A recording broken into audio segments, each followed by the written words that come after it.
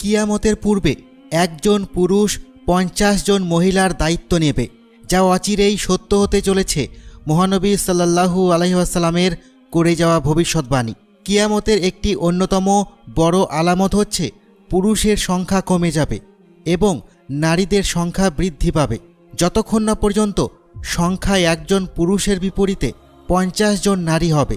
আল্লাহর রাসূল সাল্লাল্লাহু আলাইহি ওয়াসাল্লাম বলেছেন, এমন অবস্থা হবে যে একজন পুরুষের অধীনে 50 জন নারী থাকবে। রাসূল সাল্লাল্লাহু আলাইহি ওয়াসাল্লাম আরও বলেছেন, জিনা ও ব্যভিচার মহামারীর মতো বেড়ে যাবে, যা আমরা বর্তমানে দেখতে পাচ্ছি। এই সব কিছু নবীজি সাল্লাল্লাহু আলাইহি ওয়াসাল্লাম 1400 বছর আগে বলে গিয়েছেন এবং আমরা এখন দেখতে পাচ্ছি মুসলিম দেশগুলিতে এটি ঘটছে।